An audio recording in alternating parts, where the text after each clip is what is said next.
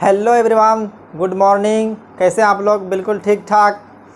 तो आज electrostatic potential and capacitance series का लेक्चर नंबर 9 लेकर आ गए हैं और आज पढ़ने वाले हैं। आप लोगों को बोर्ड पर दिख गया होगा, behaviour of conductor in electrostatic conduction. क्योंकि अभी जो हम लोग पढ़ रहे हैं इलेक्ट्रोस्टैटिक ही पढ़ रहे हैं, क्योंकि इसमें चार्ज हमेशा रेस्ट में होती है। चार्ज रेस्ट में इसमें क्या है कि इलेक्ट्रॉन रेस्ट में है, क्योंकि चार्ज जब भी मूव करेगा तो चार्ज को इलेक्ट्रॉन ही बैटरी के अंदर जो होते फ्री होते हैं वही मूव कर सकता है।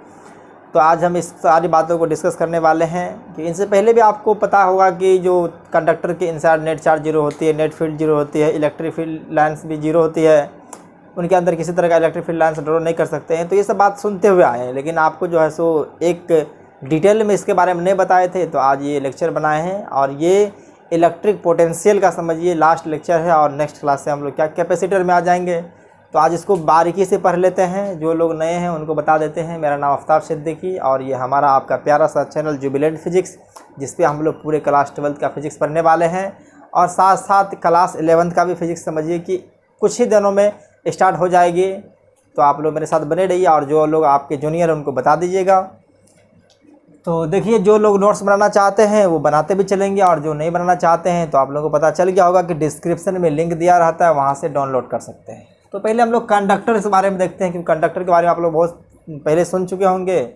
थोड़ा सा और देख लीजिए कंडक्टर्स क्या है। कंडक्टर्स के अंदर फ्री इलेक्ट्रॉन होते हैं। क्या है? कंडक्टर्स क्या है? It is a material which contain, जो मौजूद होते हैं, which contain large number of free electron. Free electron कहें तो इसको फ्री चार्ज भी कहते हैं। Which can freely move inside the conductor. क्योंकि कंडक्टर और इंसुलेटर में यही फ़र्क होता है कि कंडक्टर के अंदर इलेक्ट्रॉन फ्री होते हैं और इंसुलेटर के अंदर इलेक्ट्रॉन टाइटली बॉन्डेड होते हैं उसके रिस्पेक्टिव न्यूक्लिया की वजह से। तो ये मटेरियल के अंदर ही इलेक्ट्रॉन का मूवमेंट होता है, ये इलेक्ट्रॉन मटेरियल के बाहर नहीं आता है। ये सारे कंडक्टर के अंदर होते हैं और जब भी उस पर किसी तरह का मूवमेंट होना होता है तो वो इलेक्ट्रॉन क्या होते हैं, मूव कर जाते हैं।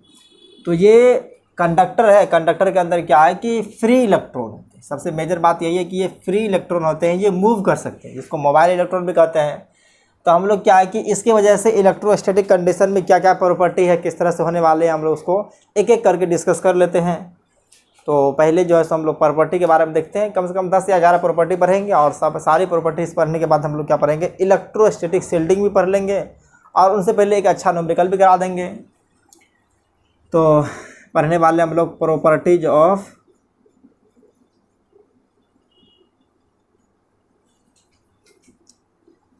Conductor in electrostatic condition. Electrostatic condition बोले तो इनमें चार्ज मूव नहीं करेगा, चार्ज हमेशा रेस्ट पे रहेगा। तो हम लोग एक एक प्रॉपर्टी करके देखते हैं क्या होती है। कब जब इलेक्ट्रोस्टैटिक कंडीशन रहेगा तभी ये प्रॉपर्टी फॉलो होगा। जैसे इलेक्ट्रॉन मूव करना स्टार्ट कर देगा सारी प्रॉपर्टी फेल कर जाएगी। तो पहला प्रॉपर्टी के बारे में देखेंगे तो नेट फील्ड जो होती है, नेट फील्ड कहिए या नेट चार्ज कहिए, तो लिख देते हैं, उसके बाद समझा देते हैं। Net electric field,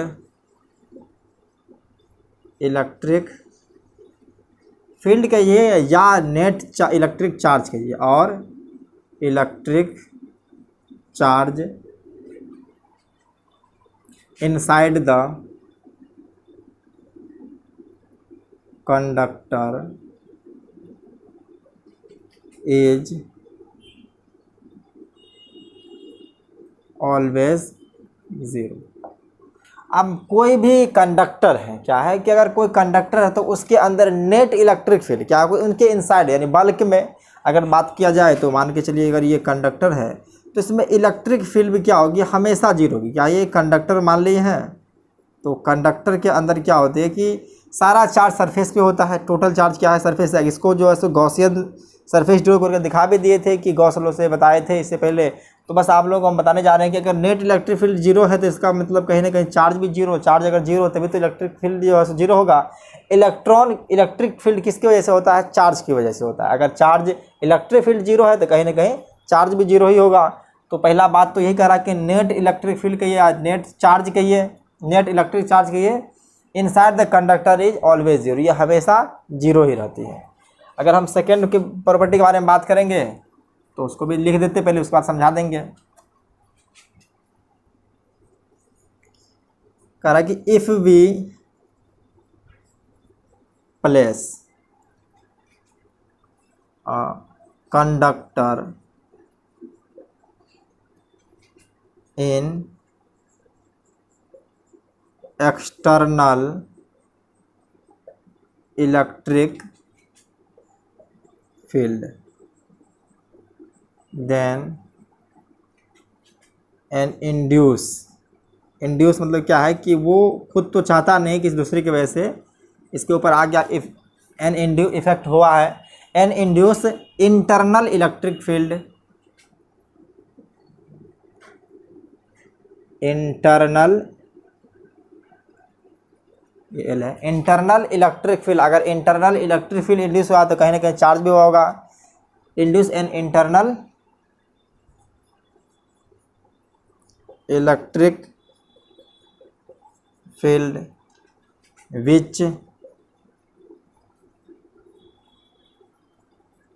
cancel the effect of external field. क्यों, because charge can move, charge can move. अब आपको हम इसको फिगर से समझाते हैं। क्या बता दिए कि अगर कोई भी कंडक्टर को किसी एक्सटर्नल इलेक्ट्रिक फील्ड में रखते हैं तो उसके अंदर एक इंड्यूस इलेक्ट्रिक फील्ड, उसके इनसाइड क्या मटेरियल के इनसाइड क्या है, इंड्यूस इलेक्ट्रिक फील्ड क्या होता है, जो एग्जर्ट होती है, मतलब कि क्रिएट हो जाती है। इंड्यूस मतलब वही होता है कि क्रिएट होना। तो अगर देखिए, अगर इसको बात समझाएं हम, क्या है कि अगर ये कंडक्टर ले ले, क्या है ये एक कंडक्टर है, तो कंडक्टर के अंदर क्या होते हैं, कंडक्टर के अंदर पॉजिटिव चार्ज नेगेटिव चार्ज क्या है कि अगर ये मान लीजिए न्यूट्रल है, क्या है एक न्यूट्रल है, तो इसमें जितने इलेक्ट्रॉन होंगे उतने प्रोटॉन भी होंगे। इलेक्ट्रॉन प्रोटॉन क्या है कि दोनों बैलेंस होंगे। तो देखिए इस पर दिखा देते हैं कि अगर इलेक्ट्रॉन प्रोटॉन का positive charge, electron proton electron इसे बीच में घुसा दिए, minus plus minus plus minus, मतलब ये दिखा दिए। इस तरह से जो है सो चार्ज का अल्टीमेटली कहीं ना कहीं रिडिस्ट्रीब्यूशन रहेगा, जनरली रैंडमली। अगर देखिए इस तरह से हम कर दिए हैं चार्ज, इसमें क्या है कि यूनिफॉर्मली डिस्ट्रीब्यूट है। अगर कंडक्टर है तो चार्ज तो होगा ही उसके अंदर, लेकिन क्या है कि ये चार्ज एक बैलेंस है। जब इसके ऊपर एक्सटर्नल इलेक्ट्रिक फील्ड एग्जर्ट करते हैं, देखिए एक एक्सटर्नल इलेक्ट्रिक फील्ड क्या करते हैं, इसके ऊपर एग्जर्ट करते हैं। ये क्या है कि एक्सटर्नल इलेक्ट्रिक फील्ड है, ये ई एक्सटर्नल, क्या एक्सटर्नल इलेक्ट्रिक फील्ड एग्जर्ट किया है, तो इनके ऊपर क्या है कि इनके अंदर चार्ज है। अगर इलेक्ट्रिक फील्ड में अगर कोई चार्ज आती है तो उनके ऊपर एक फोर्स लगती है। तो हम जानते हैं कि फोर्स का अगर फॉर्मूला बता दें आप लोगों को तो याद होगा कि अगर कोई फोर्स होती है, अगर चार्ज है तो उनके ऊपर जो है इस तरह का फोर्स लगती है। तो ये फोर्स किस पे लगेगी, इलेक्ट्रॉन पे लगेगी, प्रोटॉन पे लगेगी, दोनों पे लगेगी। तो आंसर क्या है, दोनों पे लगेगी। लेकिन मूव कौन कर सकता है, पॉजिटिव चार्ज ही मूव कर सकता है, क्योंकि फ्री जो होते हैं वो सिर्फ इलेक्ट्रॉन होते हैं, प्रोटॉन फ्री नहीं होते। वो न्यूक्लियस के अंदर टाइटली बॉन्डेड होते हैं, उन पर किसी तरह का इलेक्ट्रिक इन्फ्लुएंस की वजह से उनके अंदर मूवमेंट नहीं होती है। तो मूवमेंट होने वाला सिर्फ क्या है, इलेक्ट्रॉन है। तो इलेक्ट्रॉन शिफ्ट करना स्टार्ट करेगा, तो इलेक्ट्रॉन कब मूव करती है, तो फील्ड के अपोजिट डायरेक्शन में। नेगेटिव चार्ज है तो नेगेटिव चार्ज के ऊपर जब फोर्स लगती है तो इलेक्ट्रिक फील्ड के अपोजिट डायरेक्शन में लगती है। तो आप देखिए कि ये इलेक्ट्रिक फील्ड डायरेक्शन अगर इस तरफ है तो चार्ज कहीं ना कहीं ये इसके अपोजिट डायरेक्शन में मूव करना स्टार्ट हो जाएगा। ये इनिशियली जैसे मूव करना स्टार्ट करेगा, धीरे धीरे मूव करते करते फाइनल स्टेज में जब आ जाएगा तो हम आपको दिखा देते हैं फाइनल स्टेज किस तरह से हो जाएगा। तो फाइनल स्टेज में ये ये इलेक्ट्रॉन इस तरफ आकर के एक्यूमुलेट हो जाएगा और पॉजिटिव चार्ज इस तरफ एक्यूमुलेट हो जाएगा। तो अब देखिए, हम कहे थे इसके अंदर एक इंड्यूस इलेक्ट्रिक फील्ड होती है। तो ये इंड्यूस इलेक्ट्रिक फील्ड क्या होते हैं? पॉजिटिव चार्ज से निकलते हैं। अगर एफएलएस दिखाए तो पॉजिटिव चार्ज से ओरिजिनेट होती है और नेगेटिव चार्ज पे टर्मिनेट होती है। तो इस तरह से हम दिखा सकते हैं कि ये क्या है कि एक इंड्यूस इलेक्ट्रिक फील्ड इनसाइड हो चुका है। किसकी वजह से? तो ये आउटसाइड इलेक्ट्रिक फील्ड था, तो आउटसाइड इलेक्ट्रिक फील्ड किया है, इसको एक ऊपर फोर्स लगा, इलेक्ट्रॉन शिफ्ट हुआ। तो इलेक्ट्रॉन शिफ्ट होने की वजह से क्या पॉजिटिव चार्ज और नेगेटिव चार्ज सेपरेट हो गया है। तो अब देखिए, अब भी एक्सटर्नल इलेक्ट्रिक फील्ड तो इस तरह से ही है, और ये चार्ज तब तक मूव करता रहेगा जब तक कि इसके नेट इलेक्ट्रिक फील्ड को कैंसिल ना कर दे। क्या है कि ये एक्सटर्नल इलेक्ट्रिक फील्ड था, ये एक्सटर्नल था, और ये जो आई दिए हैं वो इंटरनल है। तो ये इंटरनल और एक्सटर्नल कब है?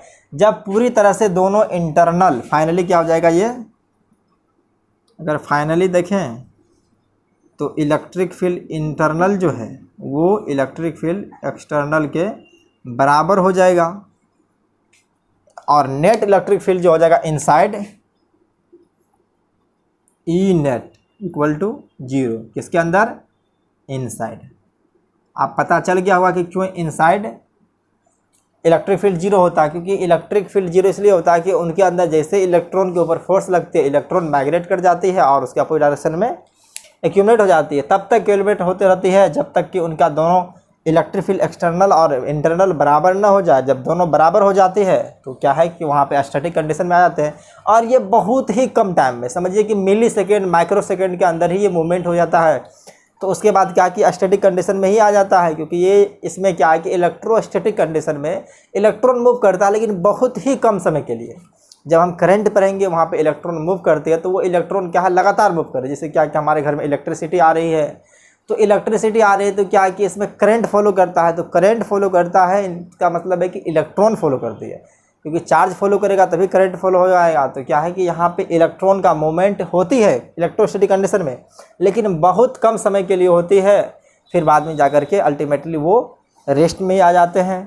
तो देख लिया आप किस तरह से electric field inside the conductor 0 होती है। तो वही पढ़े थे net electric field inside the conductor. आप चार्ज के बारे में कहेंगे, जितना चार्ज यहाँ पे इंड्यूस किया हो गया, तो इसको हम अगर मान के चल लें, इसको प्लस सिग्मा मान लें, क्या है प्लस सिग्मा मान लें, इसको माइनस सिग्मा मान लेंगे। तो आप लोगों को इलेक्ट्रिक फील्ड भी जो है सो इसके कंडक्टर के बगल में, जस्ट बगल में अगर देखा जाए तो इलेक्ट्रिक फील्ड भी आप लोगों को पता ही होगा। अगर नहीं पता है तो बता देते हैं, हालांकि इसको हम बता भी दिए थे, sigma divide by epsilon not. और ये इसका हम दिखा दें डायरेक्शन, ये क्या है कि सरफेस के ऊपर परपेंडिकुलर हमेशा होती है इलेक्ट्रिक फील्ड। तो ये भी हम आपको बताने वाले हैं नेक्स्ट पॉइंट में, इस तरह से आ जाएगा। तो नियर द कंडक्टर जो इलेक्ट्रिक फील्ड होगा कब, जब चार्ज डेंसिटी दिया रहे, क्या है कि ये सरफेस चार्ज डेंसिटी है, क्या है कि ये चार्ज एरिया में डिस्ट्रीब्यूटेड है। तो per unit charge per unit area, मतलब क्या कि पर यूनिट एरिया में जो चार्ज डिस्ट्रीब्यूट होती है उसको क्या कहते हैं, इसको सिग्मा कहते हैं। और इसके बारे में हम लोग पहले बात भी कर चुके हैं। अगर आप लोग लास्ट क्लास का नहीं लेक्चर देखे तो कहीं ना कहीं तो पढ़े होंगे, तो आप लोग को कुछ ना कुछ आइडिया होगा। तो इसको एक बार लिख लीजिए, उसके बाद हम लोग आगे बात करते हैं। पॉज करके लिख लीजिए। तो चलिए हम लोग बात करते हैं थर्ड पॉइंट के बारे में। तो तीसरा पॉइंट क्या है कि देखिए वही बात है, we can not give net charge inside the conductor. क्या है कि हम लोग कोई net charge inside the conductor नहीं डाल सकते, जो भी चार्ज डालेंगे सरफेस पे ही आ जाएगा। तो हम लोग सिर्फ सरफेस पे कह सकते हैं। तो क्या है कि we can not give net charge inside the conductor, we can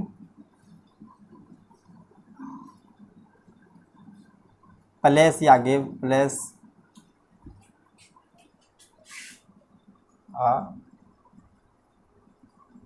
charge only surface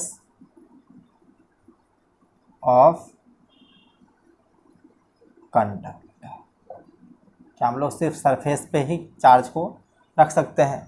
तो इलेक्ट्रिक फील्ड भी क्या होगी, सरफेस पे होगी, जहाँ चार्ज वहाँ इलेक्ट्रिक फील्ड। तो ये कोई ख़ास बात तो ज़्यादा है नहीं, क्योंकि इनको गॉस लॉ से आप लोगों को प्रूफ भी कर दिए थे कि inside the bulk of conductor क्या होते हैं, चार्ज जीरो होती है, जो भी चार्ज है उनके सरफेस पे होती है। तो फोर्थ पॉइंट है,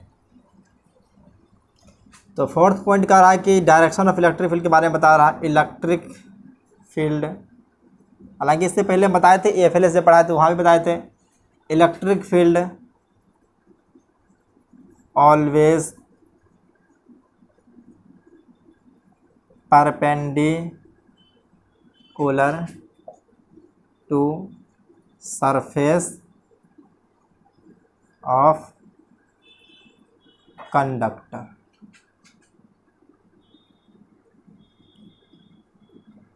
अगर इसको दिखाना चाहेंगे तो क्या है कि हम इस तरह से, अगर कोई मान के चलिए हम ये कंडक्टर बना दिए हैं, तो चार्ज तो हम उसके सरफेस पे ही होगा, मान लीजिए प्लस क्यू चार्ज। जब भी इलेक्ट्रिक फील्ड होगा तो उसके परपेंडिकुलर होगा, और परपेंडिकुलर अगर मान लीजिए स्फेयर है तो इसके सेंटर से लाइन लेकर के जो जाएगी वही क्या है, परपेंडिकुलर। तो ये सब इलेक्ट्रिक फील्ड को डिनोट करता है, ये इलेक्ट्रिक फील्ड को रिप्रेजेंट कर रहा है। और सभी क्या हो गया, 90 डिग्री होगा, 90 डिग्री होगा, 90 डिग्री हो जाएगा, ये क्या है 90 डिग्री हो जाएगा। तो इस तरह की बात ये पॉइंट नंबर 4 कह चुका है। अब पॉइंट नंबर 5 को देखते हैं। पॉइंट नंबर 5 भी इससे ही मिलता जुलता है कि net electric field lines inside the conductor क्या होती है, जीरो होती है। ये भी आप लोग इससे पहले ही पढ़ चुके हैं, लेकिन फिर भी बता देते हैं।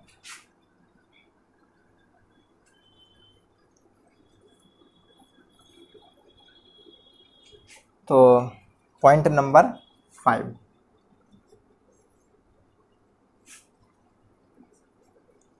नो EFLS या इलेक्ट्रिक फील्ड लाइंस,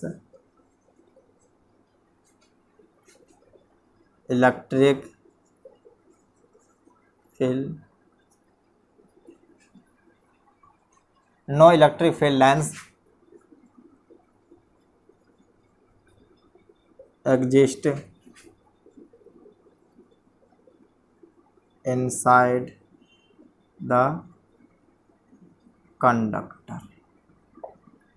क्या इसके इलेक्ट्रिक फील्ड जो है कंडक्टर के इनसाइड में एग्जिस्ट नहीं करती है? तो इससे पहले बता दी कि मान के चलिए कि अगर कोई ये कंडक्टर बॉडी है, अगर EFLS लाइन जा रही है इस तरह से, तो हम लोग यहाँ से ड्रॉ करेंगे, फिर यहाँ से ड्रॉ करेंगे, फिर यहाँ से ड्रॉ करेंगे। ये EFLS लाइन थी।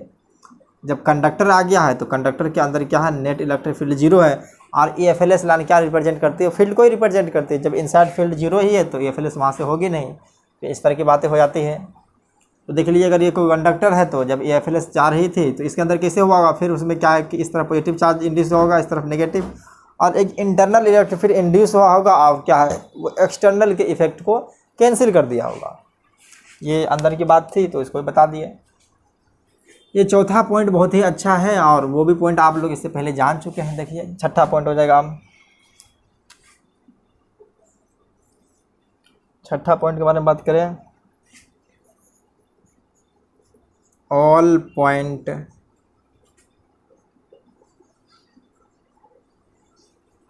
inside the conductor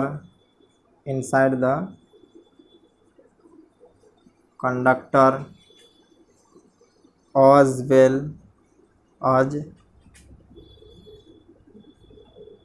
surface of conductor will have same potential. क्या है कि इनके अंदर जो है सो इनके क्या है कि जो कंडक्टर के इनसाइड इलेक्ट्रिक फील्ड होगा वो बराबर होगा किसके, और उसके सरफेस पे, बिकॉज इसका अगर रीजन क्या है, तो बिकॉज रीजन वही है, because net electric field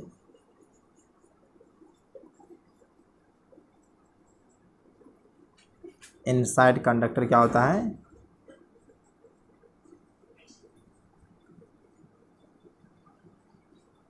is zero. अब यहाँ से एक बात उठती है कि अगर क्या है कि अगर हम पढ़ चुके हैं इक्वी पोटेंशियल सरफेस, क्या है कि इक्वी पोटेंशियल सरफेस पढ़ चुके हैं, तो इक्विपोटेंशियल सरफेस का क्या है कि वो एक ऐसा सरफेस है जहाँ पे पोटेंशियल हमेशा बराबर होती है। तो कंडक्टर का सरफेस भी क्या है, इक्विपोटेंशियल सरफेस की तरह बिहेव करता है, क्योंकि इनके सरफेस पे हमेशा क्या है, इलेक्ट्रिक फील्ड परपेंडिकुलर होती है और इलेक्ट्रिक पोटेंशियल क्या होती है, बराबर होती है। तो हम लोग कंडक्टर के सरफेस को जो है सो एक इक्विपोटेंशियल सरफेस की तरह बिहेव कर सकते हैं। क्या है, we can consider surface of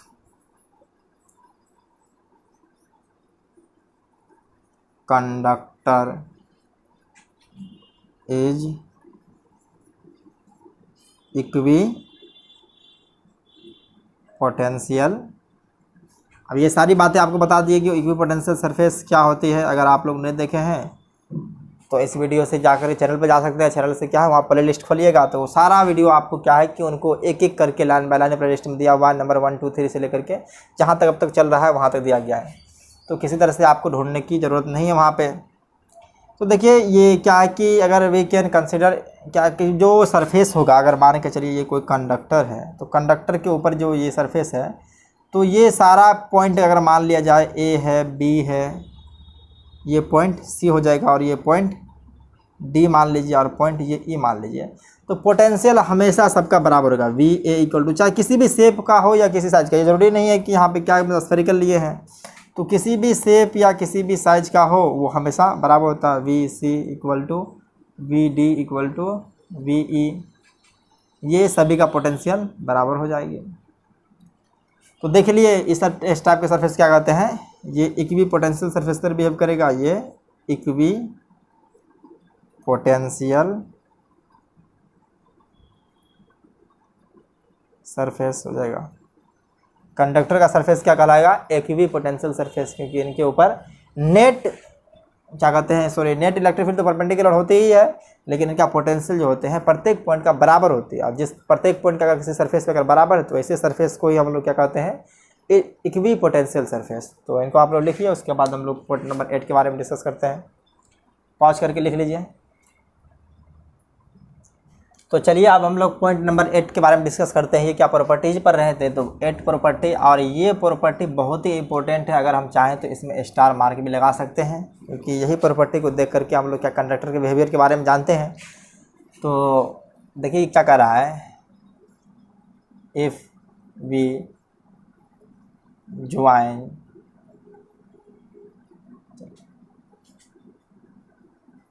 to conductor, if we join two conductor with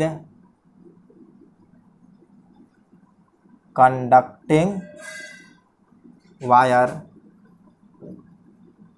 conducting wire आप समझते होंगे, जैसे कि हम लोग इलेक्ट्रिक वायर के बारे में बात करते हैं, इलेक्ट्रिक तार जो जिसको पढ़ते हैं हम लोग घर में, उससे करंट का फ्लो होता है। कह रहा है कि if we join two conductor with conducting wire then there will be flow of charge, flow मतलब चार्ज बहना स्टार्ट होता है, flow of charge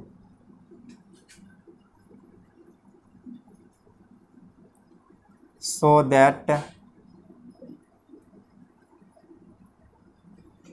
that finally क्या हो जाएगा, finally their potential will be same. तो ये कंडक्टर की बहुत अच्छी खास बात है कि अगर जब दो कंडक्टर को किसी कंडक्टिंग वायर के से कनेक्ट कर देते हैं तो उन दोनों के बीच क्या है, चार्ज का फ्लो होने लगता है या चार्ज का ट्रांसफ़र होने लगता है। और ये चार्ज तब तक ट्रांसफ़र होते रहता है जब तक कि दोनों का पोटेंशियल बराबर ना हो जाए। तो ये पॉइंट बहुत ही इंपॉर्टेंट माने रखता है, हम इसलिए इस बात को हमें स्टार भी लगा दी हैं। अगर दो कंडक्टर है, अगर मान लीजिए अगर ये कंडक्टर है और ये कोई कंडक्टर है, तो इनके ऊपर जो मान के चलिए अगर चार्ज इनिशियली क्यू था, इसके ऊपर क्यू डैश था, तो अगर इन दोनों को हम कनेक्ट कर देते हैं तो दोनों का पोटेंशियल कुछ देर के बाद चार्ज भले ही चेंज हो जाएगा, चार्ज चेंज हो करके इनके बीच का पोटेंशियल जो हो जाएगा, अगर मान लीजिए पहले V1 था और ये V2 था। तो कुछ देर के बाद चार्ज क्या हो जाएगी, नहीं, तो चार्ज क्या हो जाएगा, डिस्ट्रीब्यूट हो जाएगा। तो चार्ज डिस्ट्रीब्यूट होने के मान के चलिए इस पर Q1 आ जाएगा और Q2 आ जाएगा। फाइनली पोटेंशियल दोनों का क्या हो जाएगा, ये फाइनली पोटेंशियल बराबर हो जाएगा। कब, क्या कंडक्टिंग वायर से कनेक्ट रहता है। तो इस बात को हम लोग एक न्यूमेरिकल के तहत भी समझेंगे किस तरह से होता है। तो अभी बस पहले समझ लिए कि अगर दो कंडक्टर, क्या कि कंडक्टर 1 है और कंडक्टर 2 है, तो अगर दोनों के बीच कंडक्टिंग वायर, ये क्या है, कंडक्टिंग वायर है, क्या है, ये एक कंडक्टिंग वायर है। और कंडक्टिंग वायर से दो कंडक्टर को कनेक्ट कर देंगे तो उन दोनों के बीच का पोटेंशियल सेम हो जाएगा, कि उसके बीच का चार्ज का ट्रांसफॉर्मेशन हो जाएगा, डिस्ट्रीब्यूशन हो जाएगा। तो इसी पॉइंट से रिलेटेड एक बात और पढ़ लेते हैं जो आप लोग अर्थिंग के बारे में सुने थे। If we any conductor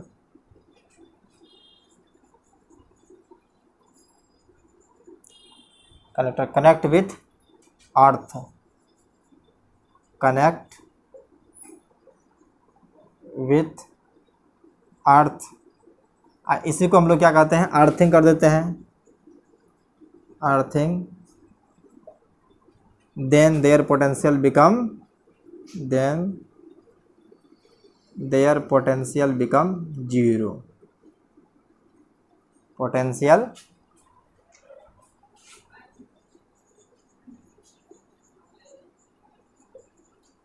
zero हो जाएगा।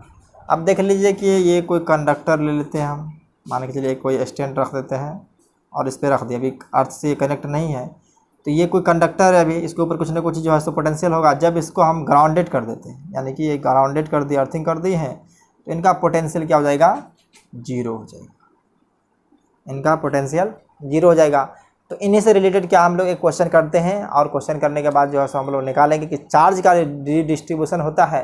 तो अगर किसी के ऊपर इनिशियली चार्ज कुछ दे देते हैं, उनके बाद क्या है कि दोनों कंडक्टर को वायर से कनेक्ट कर देंगे, तो कनेक्ट करने के बाद चार्ज का डिस्ट्रीब्यूशन होगा ताकि पोटेंशियल को बराबर कर सके। तो बस ये सब बात थी कंडक्टर के बारे में, और कंडक्टर के बारे में हमने अच्छी तरह से डिस्कस कर दिया है। और इसके बाद क्या है कि हम एक अच्छे न्यूमेरिकल लेते हैं, और न्यूमेरिकल के तहत हम लोग क्या है, चार्ज का डिस्ट्रीब्यूशन देख लेंगे। उसके बाद तब एक इलेक्ट्रोस्टैटिक शेल्डिंग पढ़ेंगे, उसके बाद तब एंड हो जाएगी। तो ठीक है, इसको लिख लीजिए, आप लोग पॉज करके लिख लीजिए। तो देखिए एक क्वेश्चन दिया गया है, क्वेश्चन में कह रहा है कि दो कंडक्टिंग स्फेरिकल सेल है जिनका रेडियाई R1 R2 है, और उनके ऊपर चार्ज Q1 Q2 है, और इनको क्या है, लार्ज सेपरेशन डिस्टेंस पे कर दिया। क्योंकि अगर हम लोग इससे पहले पढ़ चुके थे कि अगर कोई बगल में सेल आती है तो उनके वजह से किसी न किसी तरह का उनके ऊपर इन्फ्लुएंस होते हैं, और वो चार्ज जो है सो चार्ज की वजह से पोटेंशियल में डिस्टर्बेंस हो सकता है। तो क्या इनको लार्ज डिस्टेंस पे सेपरेट कर दिया, लार्ज डिस्टेंस, क्या कि एक के बजाय, एक के चार्ज की वजह से दूसरे के ऊपर पोटेंशियल का कोई इफेक्ट नहीं पड़ेगा। इसका मतलब ये हो जाएगा are join by two conducting wire, क्या है, दो कंडक्टिंग वायर से ज्वाइन कर देता है। कह रहा find the final charge on each sphere, और ये भी हिंट दिया हुआ कि चार्ज को मान लेना फाइनल Q1 एंड Q2 हो जाएगा। तो चलिए सोल्यूशन देखते हैं किस तरह से होता है, क्या हम लोग करने वाले हैं। तो पहले क्या करते हैं कि दो स्फीयर ड्रॉ कर लेते हैं, दो स्फेरिकल शेल ड्रॉ कर लिए। मान लेते हैं कि दोनों का डिस्टेंस क्या है, बहुत ही ज़्यादा है। तो इनके ऊपर इनका रेडियस मान लेते हैं क्या है कि दिया हुआ है साफ साफ कि ये इसका रेडियस R1 है, और इनका रेडियस देखा जाए तो क्या है, ये R2 है। तो इनके ऊपर इनको कंडक्टिंग वायर से कनेक्ट कर दिया। ये क्या है, कंडक्टिंग वायर है। तो इनिशियली चार्ज क्या था, Q1 और Q2 था, और फाइनली चार्ज जो है सो अब कनेक्ट कर दिया। तो हम लोग फाइनल चार्ज ही दिखा देते हैं। इस पे चार्ज क्या आ जाएगा, Q1, और इस पे Q2 आ जाएगा। ये क्या फाइनल चार्ज है, ये फाइनल चार्ज है, जब कनेक्ट कर दिए हैं तब फाइनल चार्ज है। ये भी फाइनल ही चार्ज है कि जब लास्ट में ये कनेक्ट कर देंगे तो चार्ज डिस्ट्रीब्यूट हो करके इस तरह से आ जाएगा। तो इससे पहले हम लोग डिस्कस कर चुके हैं कि जब किसी दो कंडक्टर को अगर किसी मेटलिक वायर या मेटलिक कंडक्टिंग वायर से कनेक्ट करते हैं तो उनका पोटेंशियल सेम हो जाता है। तो यहाँ से लिख सकते हैं हम लोग after connecting potential of both shell become equal, दोनों का पोटेंशियल क्या हो जाएगा, इक्वल हो जाएगा। तो लिख सकते हैं so that V1 equal to V2। तो आपको पता होगा कि अगर कोई इसके ऊपर चार्ज दिया हुआ और रेडियस दिया हुआ तो पोटेंशियल किस तरह निकालते थे, KQ1 बाय R1 हो जाएगा। तो इनकी वजह से पोटेंशियल क्या हो जाएगा, KQ1 by R1 equal to KQ2 divide by R2, ये R2 हो जाएगा। तो ये K कैंसिल हो जाएगा। आप देखिए यहाँ से हम KQ1 by Q2 equal to R1 by R2 आ चुका है, क्या गया है, यहाँ से आ चुका है। और इसी को अगर हम लिखेंगे तो इसको उल्टा भी सकते हैं, Q2 divide by Q1 equal to R2 divide by R1। ये दोनों एक ही चीज़ है, इसको इक्वेशन हम लोग 1 मान लेते हैं। एक तो कंडीशन यहाँ से आ गया है, दूसरा कंडीशन हम लोग क्या निकालेंगे, क्योंकि Q1 Q2 अगर दो वेरिएबल दिया हुआ है तो दो इक्वेशन चाहिए हम लोगों को। मैथमेटिक्स आप लोग सॉल्व किए होंगे कि दो वेरिएबल को सॉल्व करने के दो इक्वेशन, तो एक इक्वेशन आ जाएगा कंजर्वेशन ऑफ चार्ज से। आपको याद होगा conservation of charge, charge can neither be created और nor be destroy. Conservation of, देखिए माफ़ कीजिएगा क्योंकि ट्रैक्टर का आवाज़ इसमें आ जाता है कभी कभी, चलता हुआ रोड है। Conservation of charge, conservation of charge है कि Q initially equal to Q final. तो Q इनिशियल क्या था, Q1 और Q2, तो इनिशियली Q1 प्लस Q2 था।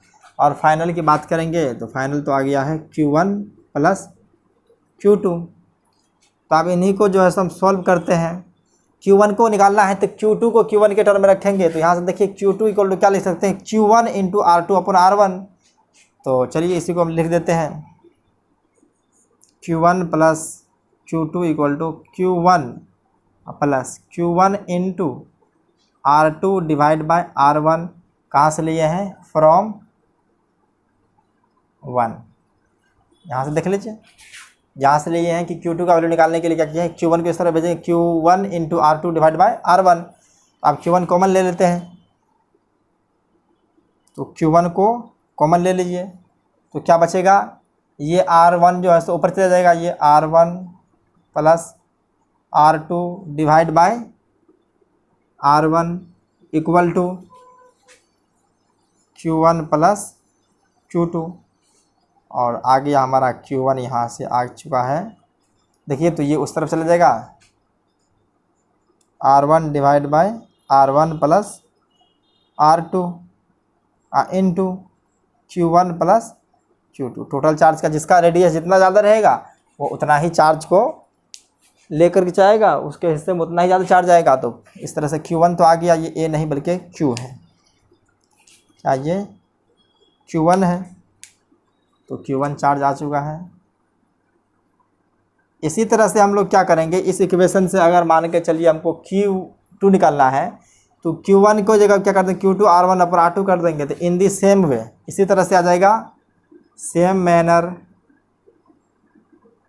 इसी तरह से सेम तरीक़ा से आ जाएगा हमारे पास Q2 equal to R2 divide by R1 plus R2 into total charge Q1 plus Q2। तो Q1 Q2 भी हम लोग दिखा चुके हैं, जिनका रेडियस जितना ज़्यादा उन पे चार्ज उतना ही ज़्यादा। तो देख लिए, तो कंडक्टर के बारे में सारी प्रॉपर्टी बता दिए हैं। और एक प्रॉपर्टी और है बाकी कंडक्टर का, इलेक्ट्रोस्टैटिक शिल्डिंग, उसको भी बता देते हैं। पहले आप लोग इसको लिखिए। तो देखिए हम लोग इलेक्ट्रोस्टैटिक शिल्डिंग को देखते हैं आखिर ये क्या है। तो लगाते हैं heading electrostatic shielding. Electrostatic shield को देख करके आप लोगों को कुछ याद आ रहा होगा, कैप्टन अमेरिका वाला, कि वो शील्ड लेकर घूमते रहते हैं। शील्ड में कवच होता है कि वो क्या है कि किसी चीज़ से प्रोटेक्ट देता है। कि ये इलेक्ट्रोस्टैटिक शील्डिंग है, तो ये इलेक्ट्रिक फील्ड से उसको प्रोटेक्ट करेगा। तो उसी के बारे में हम लोग पढ़ने वाले हैं। तो ये क्या एक फेनोमेना है, अगर इसके बारे में लिखेंगे तो लिखेंगे it is a phenomena, it is a phenomena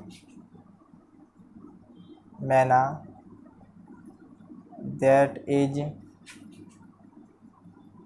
used to protect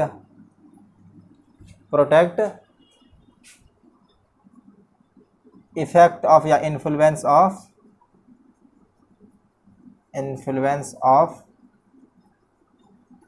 electric field. ये इलेक्ट्रोस्टैटिक शील्डिंग क्या है कि ये एक तरह का फेनोमेना है जिसमें क्या है कि हम किसी भी मटेरियल को, अगर कोई सेंसिटिव मटेरियल है तो जो इलेक्ट्रिक फील्ड से अगर उसको हमको बचाना है तो क्या करेंगे, कोई मेटल के कैविटी में रख देंगे। क्योंकि मेटल के कैविटी के अंदर हम जानते हैं कि उसके अंदर कोई नेट इलेक्ट्रिक फील्ड क्या होती है, जीरो होती है, नेट चार्ज भी जीरो होती है। तो उनके ऊपर क्या है कि किसी तरह का इफेक्ट नहीं दिखाता है। इसका एग्जांपल बताएंगे तो अगर कोई भी आदमी कार में है, अगर अचानक से बिजली तेज़ की चल रही है तो उनको अपने कार में ही रहना चाहिए। उनसे बेहतर कि अगर वो किसी पेड़ के नीचे छुप रहा है तो पेड़ के नीचे छुपने में क्या है कि उनको ज़्यादा खतरा हो सकता है। अगर ये क्या कार जो होती है वो मेटल बॉडी होती है जनरली, तो उनके अंदर क्या है कि उनके बीच में इलेक्ट्रिक फील्ड का इफेक्ट जीरो होती है। अगर बाहर में कुछ भी हो तो उसके अंदर क्या है कि सेफ़ होता है। तो यहाँ पे जो है सो एक माइकल फैराडे अपना केज बनाया था, उसके केज के ऊपर जो है सो कितना भी इलेक्ट्रिक शॉक अगर झटका दिया जाता है तो उनके अंदर बैठे हुए या उनके अंदर जो है सो जो कोई इंसान हो या किसी तरह का हो उस पर इलेक्ट्रिक का कोई इफेक्ट नहीं होता है, यानी कि इलेक्ट्रिक फील्ड उसके ऊपर इफेक्ट नहीं होता है। तो हम लोग इसको समझते हैं कि ये फेनोमेना क्या है। तो हम लोग जानते हैं, जो इससे पहले क्या जानते हैं कि अगर inside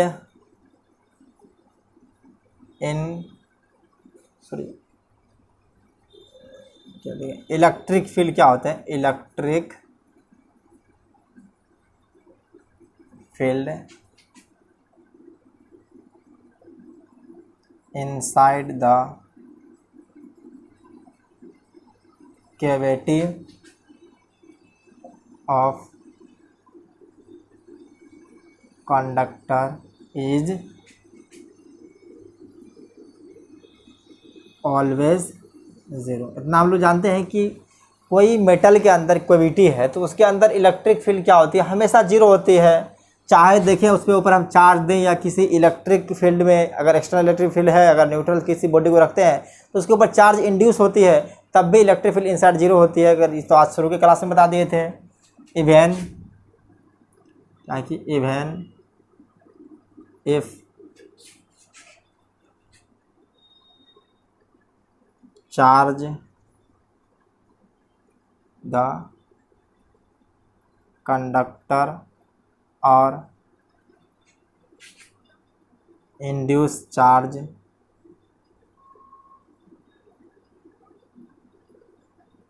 charge on neutral conductor applying external electric field, external electric field. तो इस तरह क्या चार्ज किसी की कंडक्टर के ऊपर हम एग्जर्ट करिए या उसके ऊपर दें, या किसी तरह से जो हम क्या किसी न्यूट्रल बॉडी को अगर हम किसी इलेक्ट्रिक फील्ड या एक्सटर्नल इलेक्ट्रिक फील्ड में जाते हैं तो उसके ऊपर क्या चार्ज इंड्यूस होती है। लेकिन फिर भी क्या होती है कि वो जो भी चार्ज इंड्यूस होती है वो हमेशा सरफेस होती है। तो इस दोनों केस में क्या होते हैं, charge always resides on surface of conductor so that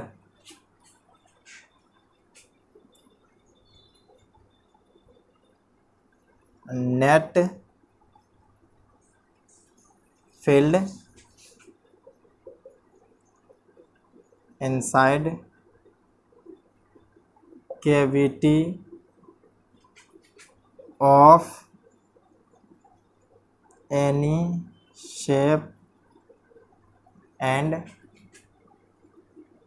size of conductor is always shielded. Shielded मतलब क्या है कि बचाव, प्रोटेक्ट रहता है। Shielded from external electric influence कह सकते हैं, या इलेक्ट्रिक फील्ड कह सकते हैं, इलेक्ट्रिक इन्फ्लुएंस ही कह देते हैं, इलेक्ट्रिक इन्फ्लुएंस। अब इसी फिनोमेना क्या कहते हैं हम लोग, इलेक्ट्रोस्टैटिक शील्डिंग कहते हैं। दिस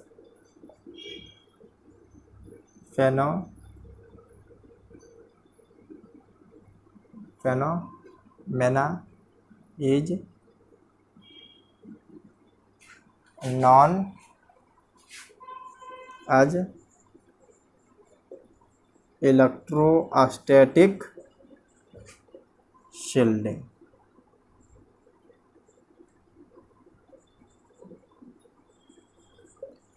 क्या इस बात को लिख लिया, आप इसको समझिए। क्या कि electric field inside the cavity of conductor, conductor के अंदर किसी तरह का कैविटी, जैसे आपको दिखाते हैं हम कि अगर ये कोई मान लीजिए कि हमारा ये कंडक्टर है, तो इनके अंदर मान लीजिए कोई कैविटी है, तो अगर मान लीजिए ये कंडक्टर पूरे मटेरियल भरा ही है इसके अंदर, तो तब भी इसके अंदर इलेक्ट्रिक फील्ड क्या होती है, जीरो होती है। अगर इसको जो है सो अगर चार्ज डेंसिटी दिखा दिया, अगर क्या ये वॉल्यूमेट्रिक चार्ज डेंसिटी है, तो ये कोई कंडक्टर है, तो कंडक्टर के ऊपर क्या है कि कंडक्टर के इनसाइड हमेशा इलेक्ट्रिक फील्ड जीरो होती है, क्योंकि उसके बल्क में चार्ज जीरो होती है।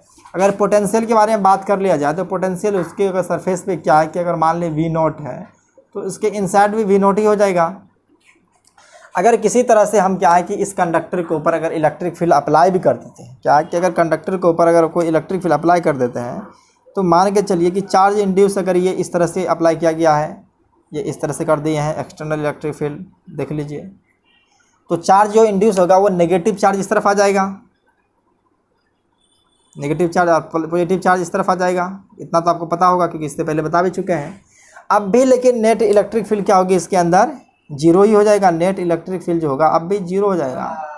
अगर मान चलिए इसी तरह का अगर कोई, तो कंडक्टर के बारे में देख लिए हैं, अगर कोई कैविटी है, मान लीजिए कि ये कोई कंडक्टर है और इसके अंदर क्या है एक कैविटी बना देते हैं, और ये क्या है कि ये पूरा मटेरियल भरा हुआ है ये,